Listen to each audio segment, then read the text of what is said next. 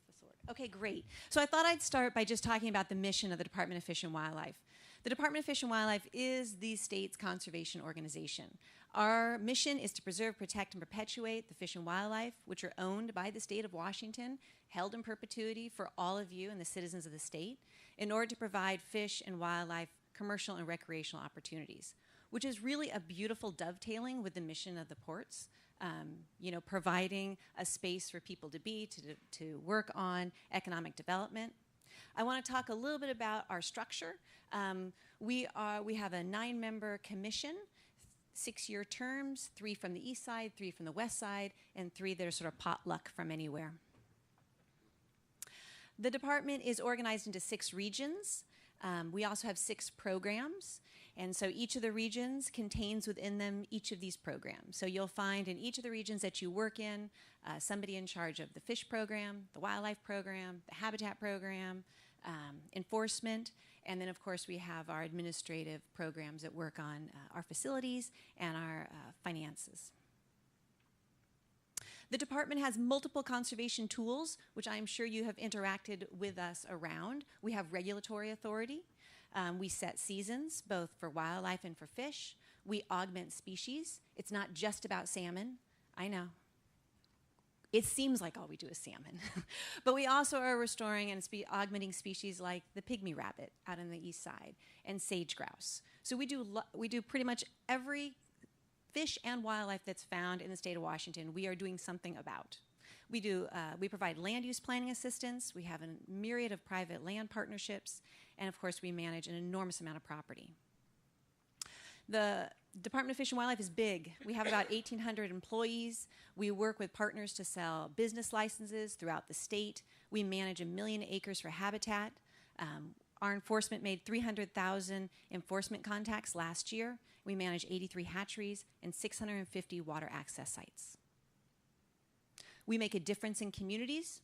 We provide the opportunity for about $1 billion in economic activity each year throughout the state. And that's for both fishing and for hunting. So like you, we are economic drivers, particularly in small towns and in the smaller communities of Washington. And we take that mission, that part of our mission, really seriously. And we're always looking for ways to promote fish and wildlife, to promote the economic activity that is brought to small towns. Okay, so now let's get into the Orca. So WDFW's approach to Orca recovery is essentially the 4 H's plus a P, and then I forgot, and I added an E. So it's actually HAP. Which is another terrible joke I'll tell you at the end. Okay, so we're going to talk a little bit about each of these and as they relate to what WDFW is doing and how they relate to some of the recommendations that Kathy hit on.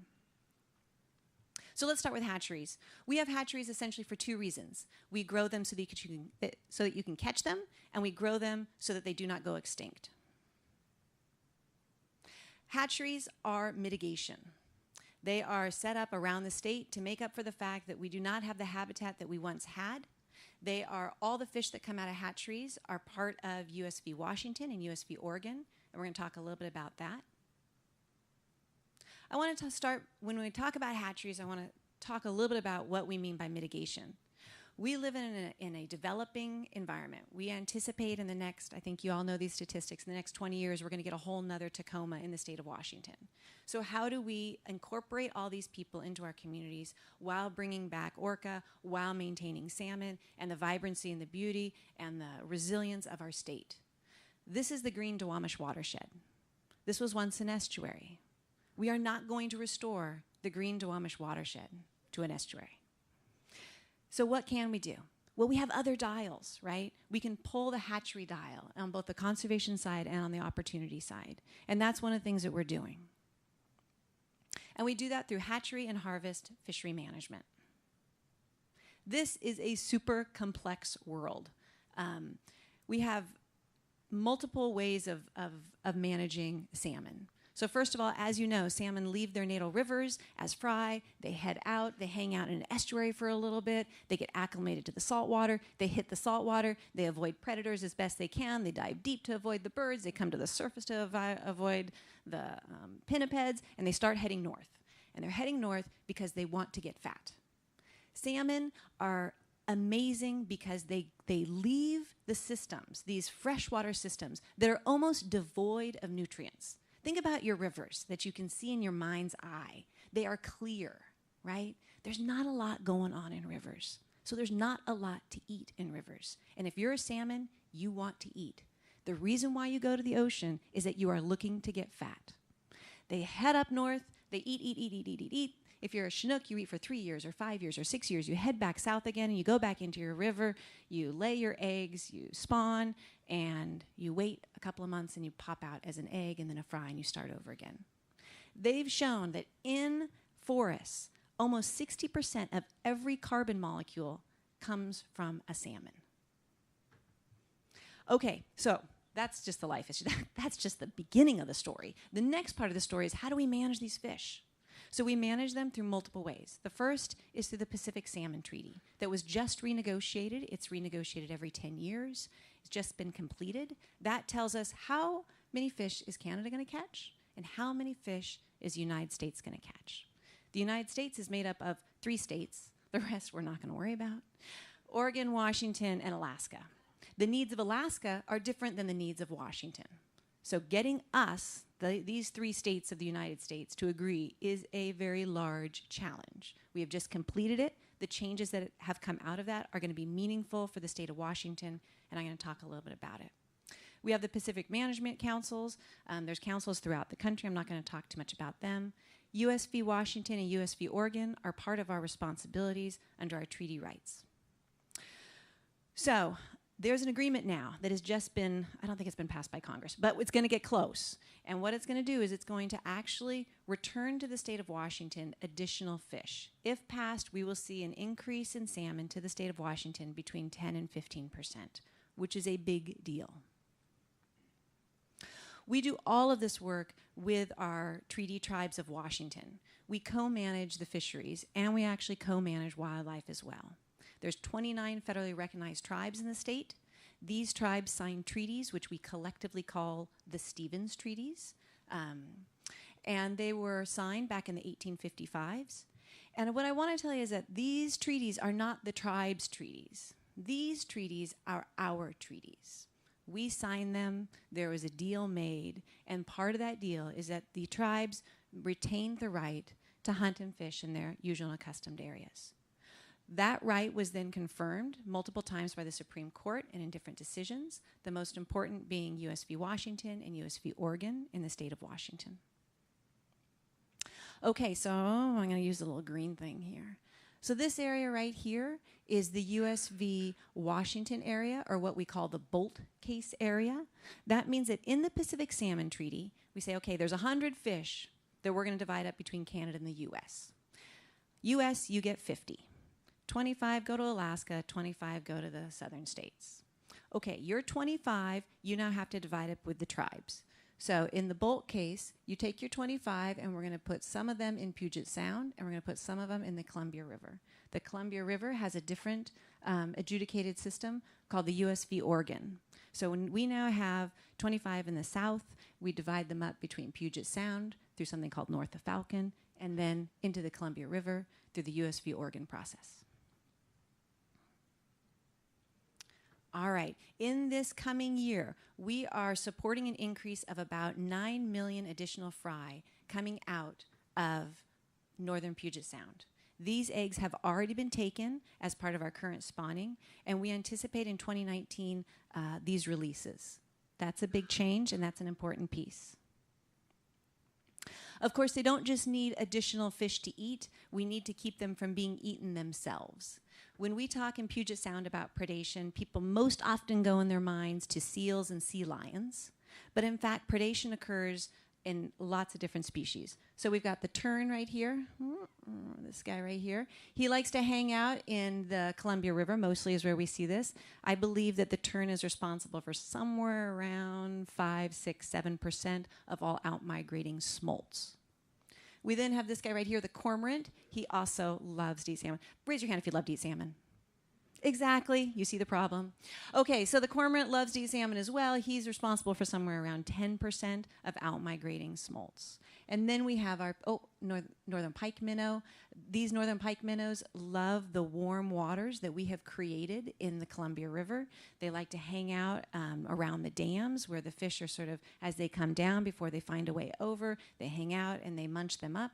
We have a system right now where we actually have a bounty on these fish. So this is another issue. Lake Washington also has big fish predation issues. And then, of course, we have our seals and our sea lions.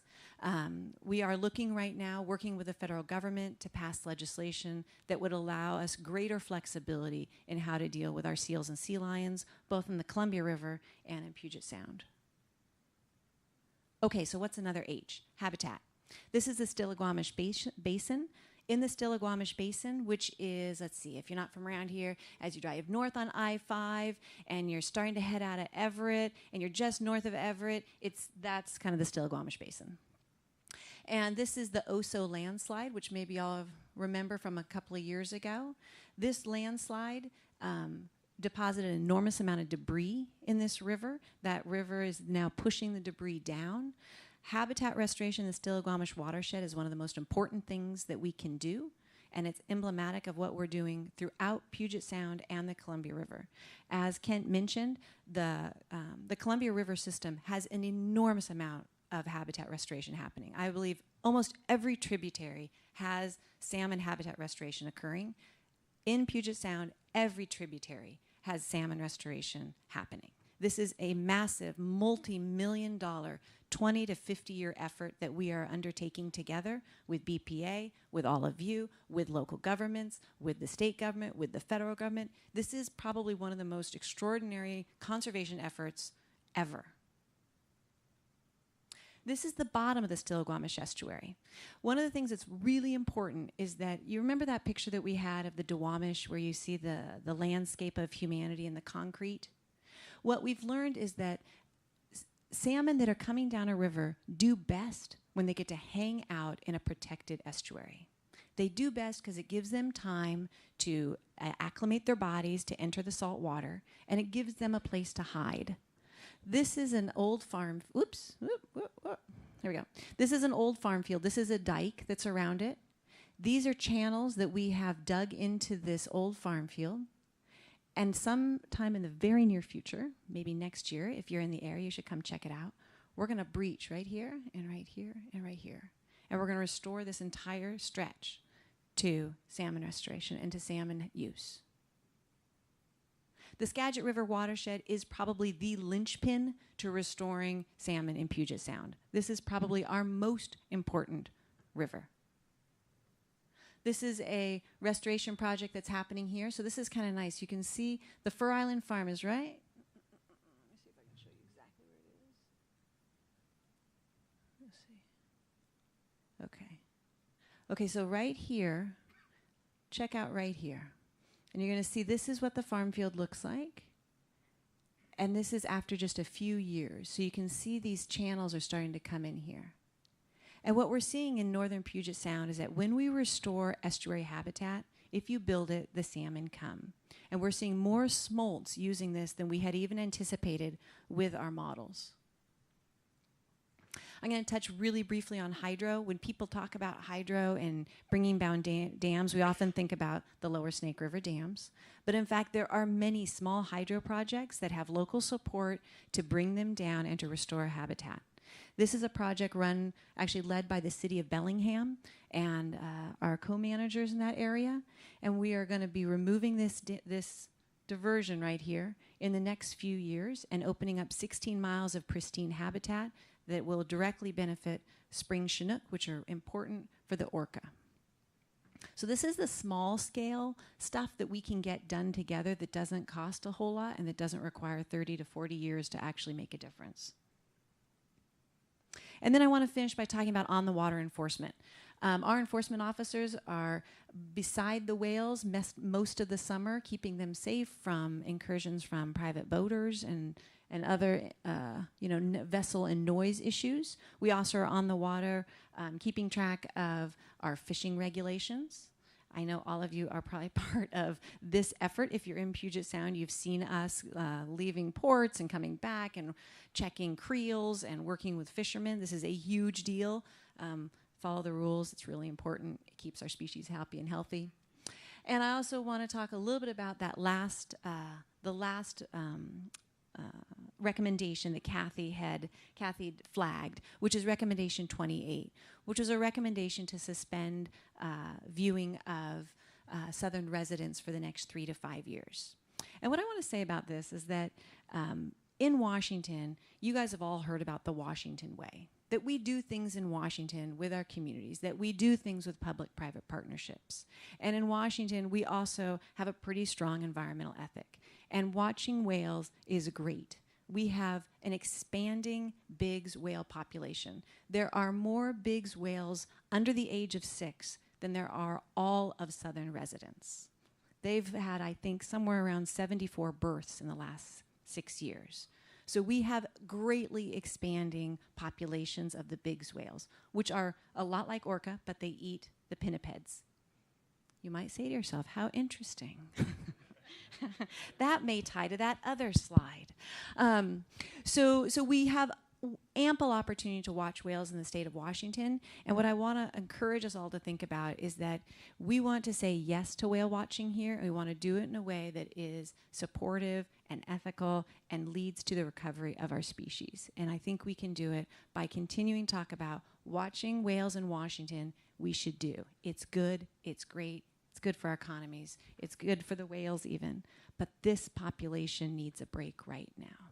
Small change for a small period of time to get us out of this tipping point with this population. Okay, that's it. I think we can take questions. All right. Thank you.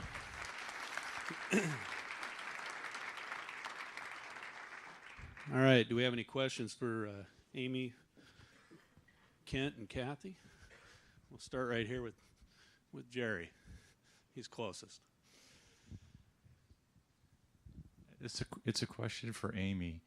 It's just something I'm curious about because I've never heard it discussed, or at least I haven't heard it discussed.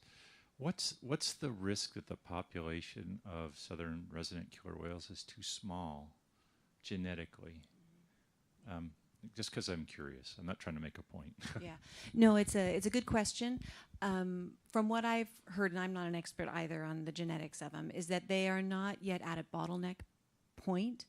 They are very long-lived species, and they can reproduce for many, many years. And so there's opportunity for them to interbreed multiple times with different pods as well as with the northern residents, if that's possible. So I don't think we are concerned about the genetics at this point. Amy, the estuary project you guys are doing on the river there, is that a partnership amongst the state, U.S. Fish and Wildlife? Do you have an estuary group that's helping you in that project at all? You're talking about the Leckway project or the Fur Island? Either way, doesn't matter. The one you showed us, so you're going to open up the levees and where you have the... That is all restoration is done in partnership because they are very expensive projects that require lots of expertise. So that project's being done in partnership with the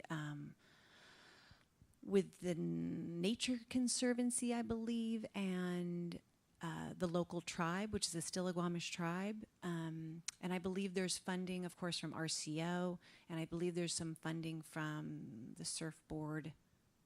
And I'm not sure. I'd have to look up exactly who our partners are. But yes, we do it all in partnership. Yeah, we're currently working with Lower Columbia Estuary, as well as U.S. Fish and Wildlife and BPA on a $20 million project on opening up that same type of program you're looking at right outside of Everett. Yeah, exactly. The importance of estuaries is just as true for the Columbia as it is for Puget Sound. That's exactly right. How do you tell the difference between a southern resident whale and a Biggs whale? Is the Biggs whale wearing seal bones around its neck? Or? Tattoos. Actually, what I've heard, and again, I'm not an orca expert. You know, one of the things about being a regional director, I bet all of you feel this way, is that you know just about enough about everything that you know nothing about anything. That's sort of where I've landed. But my understanding is that the big whales, the transients that are, they eat exclusively mammals, so they are only eating seals and sea lions. And my understanding of the southern residents, they are exclusively eating salmon. So they have, or not just salmon, but fish.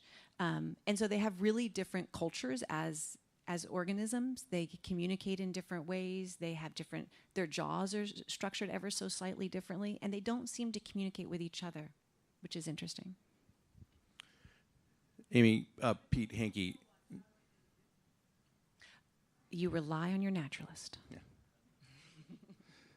Excellent presentation, Amy. I'll answer that one question. So I am one of the whale watch operators. We do have catalogs on board. We do rely on our naturalists, and we actually take a picture of the animals as we approach them and then compare the markings behind the dorsal fin with those catalogs, and that's how we determine which whales we're looking at quickly.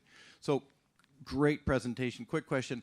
What does WDFW do in concert with Canada? And as an operator, I think one of the things we feel a little bit shackled by is the Fraser River. And there's so much dependency on the southern residents to the Fraser River. Can you talk a little bit about how you coordinate with our fellows to the north, and what's the future for the Fraser River? Mm-hmm. That's a great question. So there's two elements that come to mind for me. The first is, how do we coordinate on the harvest itself?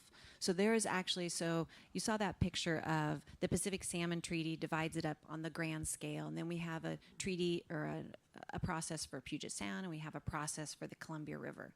Within the Puget Sound process, there is a smaller process called the Fraser River Panel, and that Fraser River Panel manages that fishery in real time.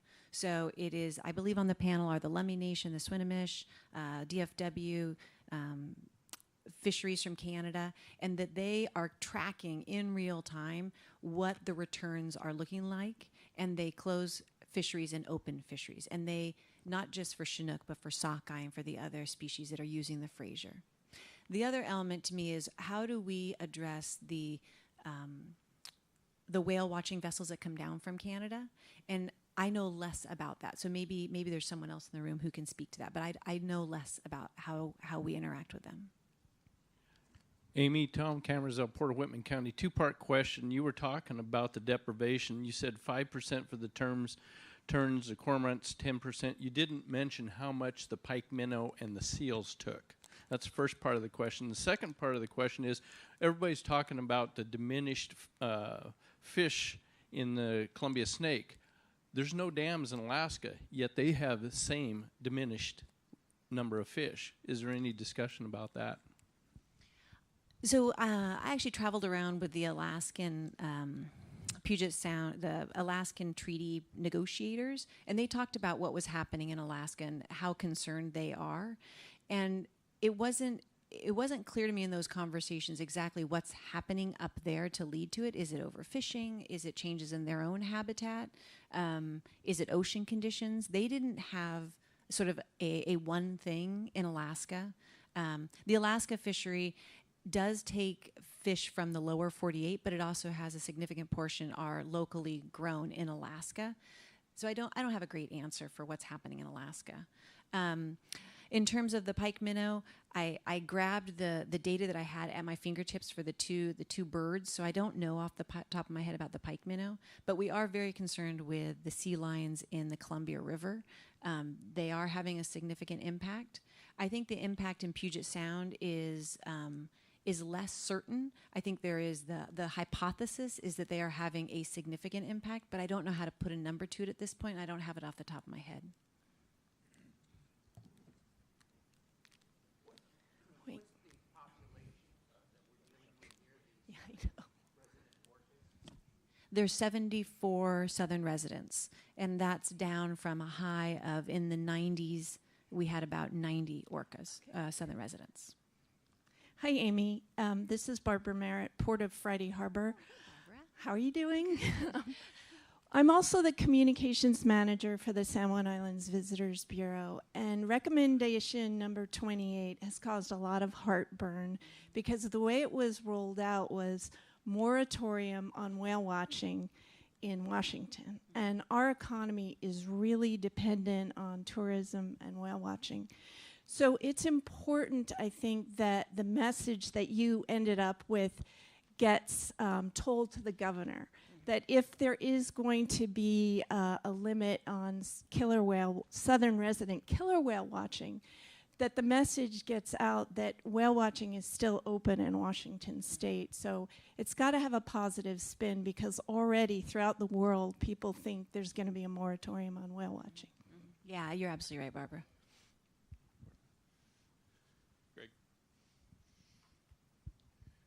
Going back to the difference between the bigs and the residents, I've been a whale watch captain and I have a sightseeing boat out there now, and it's very hard for me to tell the difference. How's a recreational boater going to tell the difference? My concern is that what will happen is there'll be so many incursions that DFTW will finally say, okay, that's it, we're just not going to watch work at all. I think our approach at this point is to see where the governor goes with the recommendation, and then try to figure out, work with the industry and with recreational boating industries to figure out how we can craft that legislation to make it work for people and make it implementable. I think having it be a short-term deal is important, because we need to know if it works or if it doesn't work. So I think we need to set some benchmarks for what does working look like, and in 3 years, did it work? Did it not work? How are the whales doing? And also, how's the enforcement of it going? So all of that needs to be worked out. Hi, my name's Jack Bailey, Port of Brownsville. Been a commissioner here since 1999.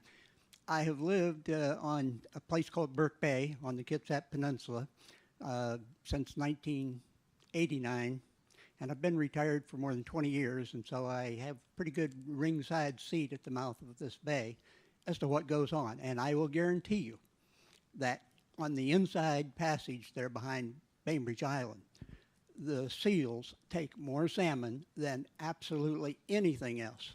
And I watched this year, and the only salmon that I saw, as it goes through a very narrow area, were being eaten by 3 very persistent seals. And we, as marinas, can give you some numbers about how many seals there are.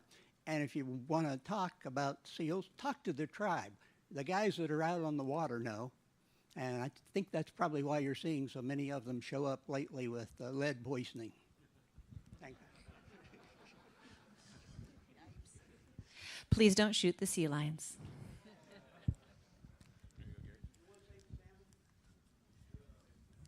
Gary Nelson, Port of Grace Harbor. Amy, going back or looking at your slide with the migratory patterns from the different estuaries, you know, I've fished from here to Alaska, and when the fish come out of the Columbia River on your slide, it looks like they hit the continental shelf highway and they head north and come back. I don't understand how the removal of the dams is going to help increase the food supply for the southern orcas. Am I missing something, or do they don't feed out in the ocean? I don't think. So, you know, we're not in a place of supporting removal of the snake dams as the department. We think the recommendation that the task force came up with was a sensible recommendation, in that it addressed, it begins to have the conversation with the local communities about what it would mean to even consider removing those dams. So I guess I think, you know, the scientific piece of, is it good for the orca or not good for the orca? There's timing questions about it. You know, are the orca there when the spring Chinook are coming out? They seem to be further north. Would the Snake River dams, would it be good for salmon? Probably.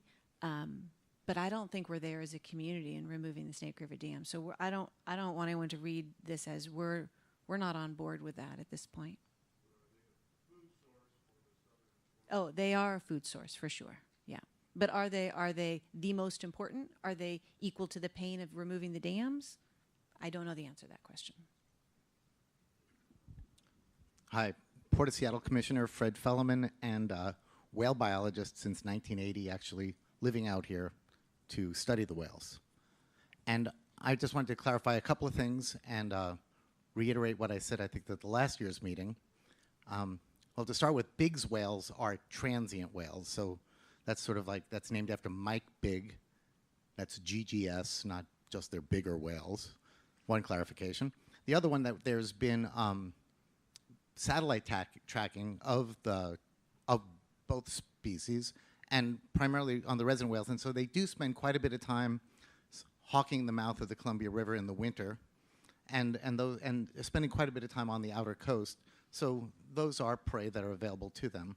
When it comes to, as I said last year, removing the dams, even if they was beneficial to the whales, the time frame is somewhat irrelevant to the recovery. And we really need to focus on the near term, because they are going away. I mean, I've been watching. I've got a place up in the San Juans. I've been watching now. We have more whale watch boats than we have whales. And so it is a really urgent sort of situation. And that's where the recommendation on whale watching sort of came up. Of all the variables that are out there, it's a regulatable entity. It's not unto itself the most significant, but it's one that has control. And the issue of noise has been sort of like the cause celeb of the past couple of years, and mostly driven by the Port of Vancouver's very progressive work with big ships. But in fact, whale watching has a variety of issues, including disturbance around the whales. And you know, WDFW enforcement people who served on the vessel traffic work group with me made it very clear that it's still sometimes a rodeo out there, and this pursuit is obvious, and so that's when enforcement is present. So there is a lot of concern, and I would totally agree that the rollout and the messaging demonize the whale watching industry, which shouldn't have occurred. But at the same time, it's a privilege, not a right, to watch an endangered species. And the whale watching industry has paid nothing and have monitored and have provided WDFW with nothing in the way of data or resources to actually monitor or measure the fishery.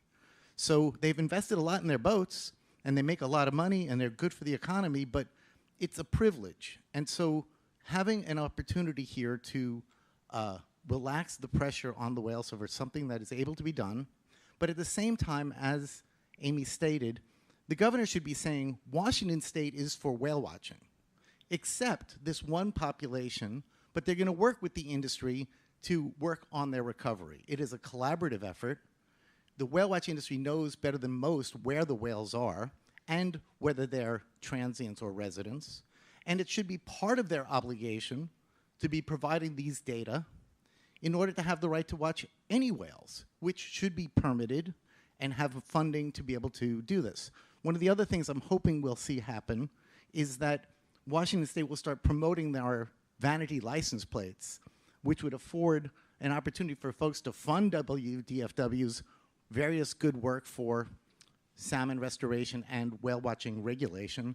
And it allows the public to be able to brandish their love for the whale, but not their hatred for whale watching. So it's an important part of the story, and one that I hope we can more positively message and help WDFW do their job in collaboration with the whale watching industry. And just to verify, that was Port of Vancouver, BC? Yes. Yes, okay. All right, I got your back, Jerry. All right. Yes. All right, we're going to go to the other side of the room here. You can watch me walk.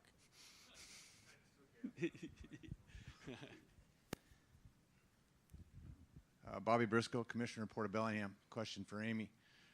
4 years ago, 4 years ago, kind of in the split between 3 and 4, Purseine Vessel Owners Association approached the state of Washington to help take over the hatcheries in Hood's Canal and run those, because our hatcheries have been run at 50% or less all over the state. Money was taken away. When you got to cut the budget, you go to the first place you can, and they went to our hatcheries years ago, and they took the money away. So none of our hatcheries have been to production, full production, for many years. And the reason I'm asking this question is because you spoke to the hatcheries, and here you didn't say if we were going to increase or not, and you also spoke to partnership. We tried to partnership with the state, and it was going to go through. We had the blessings of the tribes and everything, and at the last minute, the state walked away from the table and said, we're not going to do it. And my question is with our administration we have in place now, have things changed? you speak of partnering, but are you really going to partner with people that want to do something? We had everything in place to increase the runs to full production in both those hatcheries in Hoods Canal, and the state walked away with really not an explanation. So I guess my question is, moving forward, are you going to partner with groups like that to make sure that our hatcheries are up to production? Which food seems to be the problem for the southern resident, and that's creating food for them. It's mostly chum salmon, but they eat anything that swims when they're hungry. So that was my main question. You know, I don't know the particulars of what happened in that case. We do have multiple partnerships with folks on hatcheries. The Issaquah Hatchery, which is nearby, is an amazing partnership with a local group. It really provides an enormous amount of public viewing and hatchery fish. So I'm not sure what happened in that case. But yeah, we're into partnerships are how we get work done. And we have multiple partnerships across the state around hatcheries. So I think we have time for one more, if anybody has one. All right.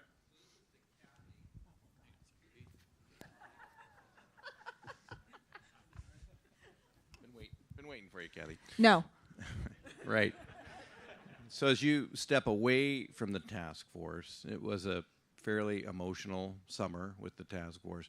What are your hopes for the task force in 2019 as you see somebody new coming in, and just generally, where do you see it ending up in October? What would you like to see the task force accomplish that's really becomes productive in terms of the SRKWs and saving these whales?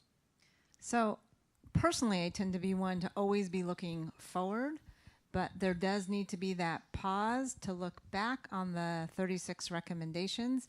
And part of it is obviously seeing, as the governor rolls out the budget and the policy priorities that are about to happen, and what morphs, right? What recommendations are eliminated, possibly enhanced, have a lot of traction, are changed, that there is that participation. There's that mechanism already in place for year 2 that agencies have to report back to the task force by May 1st.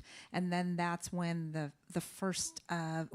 second meeting happens from that point forward. There was also a lot of recommendations that were actually left on the table for year 2.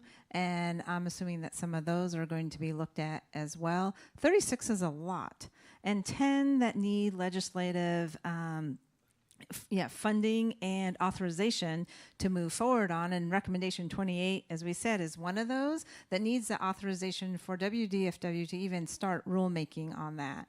So, I'd like to hope that some of that emotion dies down somewhat as people roll up the sleeves and actually get to work. I'm not naive enough to know that that's still going to be an element that's there.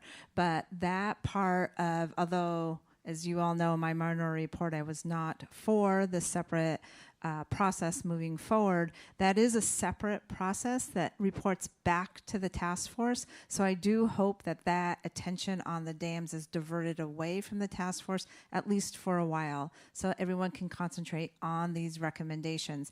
And remember that it was considered twofold. The first part was short-term actions, obviously has long-term actions in it, but then the second year was concentrating on longer-term sustainable actions moving forward.